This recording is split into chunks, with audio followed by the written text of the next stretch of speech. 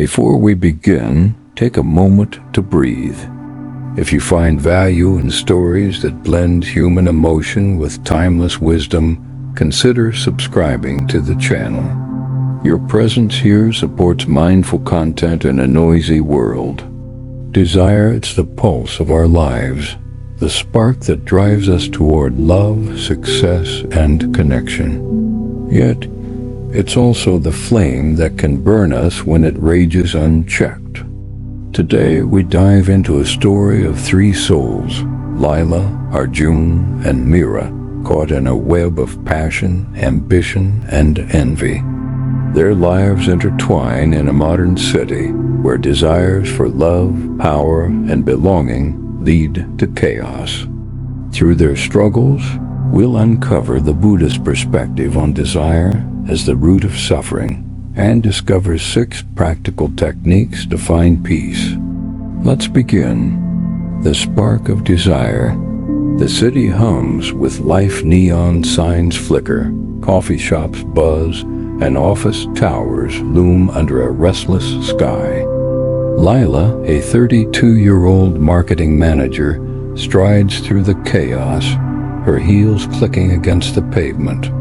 She's sharp, ambitious, but beneath her polished exterior, there's a void. Her marriage to Vikram, once vibrant, now feels like a cold transaction. Vikram's startup consumes him, leaving Lila to dine alone with her thoughts. At work, Arjun, her charming co-worker, notices her unease. He's all charisma, flashing smiles, tailored suits, and a knack for saying exactly what Lila needs to hear. "You're killing it, Lila," he says one evening, his hand brushing hers as they review a campaign. Her heart skips, a dangerous warmth spreading through her. She knows it's wrong, but the attention feels like oxygen after years of suffocation.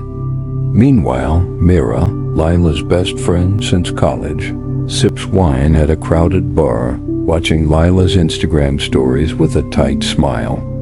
Mira's life, a string of dead-end jobs and fleeting relationships, pales next to Lila's seemingly perfect world.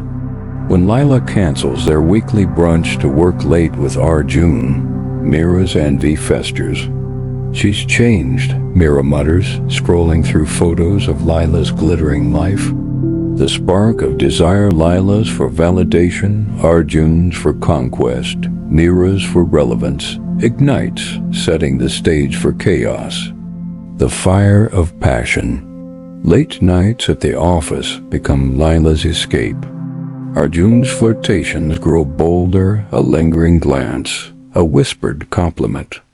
One evening, as rain streaks the office windows, they share a bottle of wine over spreadsheets. "You deserve more than this, Lila," Arjun says, his voice low. Their fingers touch, and for a moment, Lila forgets Vikram, her vows, her better judgment. The kiss that follows is electric, reckless, and wrong. Guilt floods her, but the thrill is intoxicating. At home, Vikram notices Lila's distance. "You're never here anymore," he snaps one night, his voice raw. The argument explodes. Years of neglect spill out. "You're married to your startup," Lila shouts. "And you're married to your ego." Vikram fires back. He storms out, leaving Lila in a silent apartment, her desire for Arjun now tangled with regret. Mira, feeling sidelined, hears whispers of Lila's late nights. Jealousy consumes her. In a moment of spite, she leaks a rumor at a company happy hour. Lila and Arjun are getting too close. The gossip spreads like wildfire. Arjun, ever the opportunist, seizes the chance.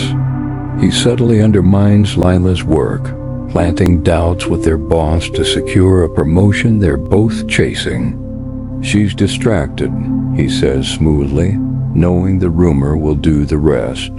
Desire. Lila's for passion, Arjun's for power, Mira's for control burns brighter, threatening to consume them all.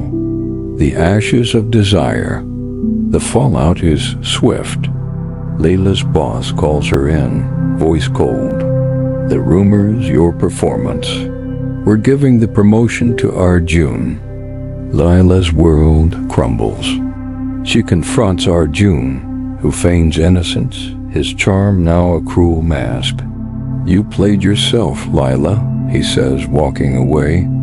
At home, Vikram packs a bag, his silence louder than any argument. I need space, he says, leaving Layla alone with her choices. Mira, racked with guilt, texts Layla to meet.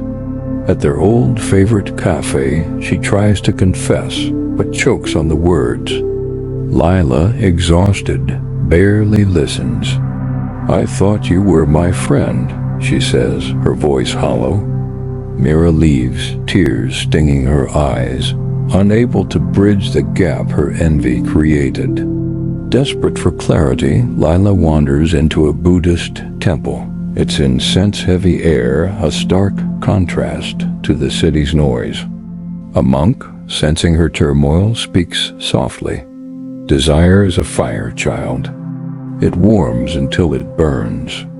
To find peace, you must see its fleeting nature. His words pierce her. Layla sits, reflecting on her craving for Arjun's validation, Vikram's attention, Mira's loyalty. She sees the ashes of her desires, nothing permanent, nothing truly hers. Buddhist wisdom, unpacking desire. In Buddhism, desire or tanha is the root of suffering, as taught in the Four Noble Truths. Layla's story mirrors this truth. Her craving for Arjun's affection is kama tanha, the sensual desire that blinds us to consequences. Arjun's ambition reflects bhava tanha, the craving for becoming, chasing status to define himself. Mira's envy is vibhava tanha, the desire to eliminate what threatens her sense of self. These desires, the Buddha taught, arise from ignorance of anicca and permanence. Love fades, promotions pass, friendships shift. Clinging to these fleeting things breeds suffering. The monk's words to Layla echo the second noble truth. Suffering arises from attachment. Layla's attachment to validation, Arjun's to power, Mira's to being enough, fueled their pain. Yet the third noble truth offers hope. Liberation comes from letting go. By seeing desires in permanent nature, we can loosen its grip. The monk's advice to Layla to observe her desires without clinging points to the Noble Eightfold Path, where mindfulness, ethical conduct, and wisdom guide us to peace. 6 techniques to overcome destructive desire. How do we break free from desire's cycle, as Layla, Arjun, and Mira could have?